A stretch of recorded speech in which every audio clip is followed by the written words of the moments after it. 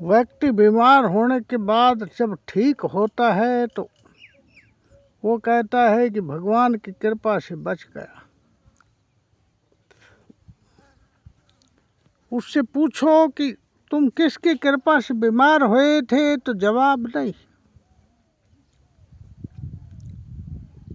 जब आदमी एक्सीडेंट होते होते बाल बाल बच जाता है तो कहता है कि भगवान की कृपा से बच गए। उससे पूछो कि तुम एक्सीडेंट किसकी कृपा से हो रहे थे। कोई व्यक्ति चोरी करता है, चोरी करते पकड़े जाने से बच जाता है तो वो कहता है कि भगवान की कृपा से बच गए। उनसे पूछो कि तुम चोरी किसकी कृपा से कर रहे थे। भ्रष्टाचारी भ्रष्टाचार करते पकड़ाव से बच जाता है तो वो कहता है कि भगवान की कृपा से बच गए।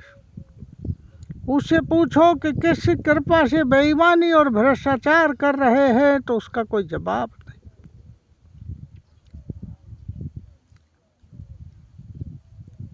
आदमी कितना अज्ञानी है,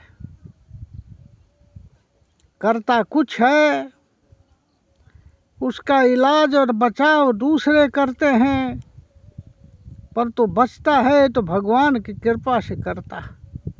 बचता है और करता है तो कहता है सब कुछ मैं कर रहा। किसी से पूछो कि तुमने यह असीम धन कहाँ से कमाया, वो कहेगा कि भगवान की कृपा से सब कुछ हुआ।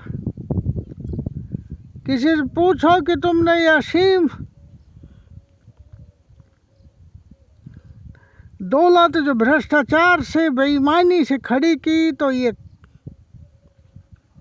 कैसे हुआ, उसने कहा भगवान की कृपा से हुआ। हमारे गांव में एक व्यक्ति की ड्यूटी फौज में राशन विभाग में लग गई। वो सामान्य सी तनख्वाह थी परंतु जगह जगह उसने जमीनें खरीदी। राशन विभाग में हेरा फेरी की। फिर उनसे पूछो कि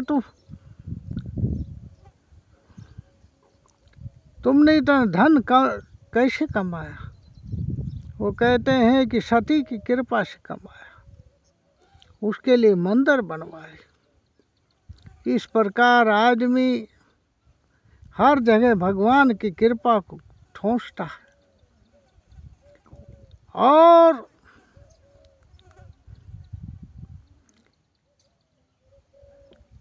अगर विजय हो जाए तो वो कहेगा कि मैं जीत गया। बचाव हो जाए तो कहेगा कि ये भगवान की कृपा से बचाव हो गया। सत्य तुम ये जान लो कि ये दुनिया कारण और कार्य के सिद्धांत पर चल रही है। ये सब कुछ जो चल रहा है एक दूसरे पर निर्भर है, इंटरडिपेंडेंट, जो हमें दिखाई नहीं देता। नदी बहती है तो ढलान में बहती है पर पानी लगातार दूसरा बदलता जाता है। ऐसे ही हमारे कर्मों का बहाव है। अगर हम इस जीवन में अपने कर्म सही करें तो उसमें उस नदी की धार के साथ साथ बहने से बचना चाहे तो हमें एक नौका बनानी पड़ेगी और नौका के से नदी पर तैर कर जाना पड़ेगा या नदी का एक किनारा दूसरे किनारे की ओर हम जा सकेंगे। इसलिए वर्तमान जीवन में अच्छे कर्म एक नौका है, नहीं तो नदी हमारे पुराने कर्मों के अनुसार बहती ही रहती है।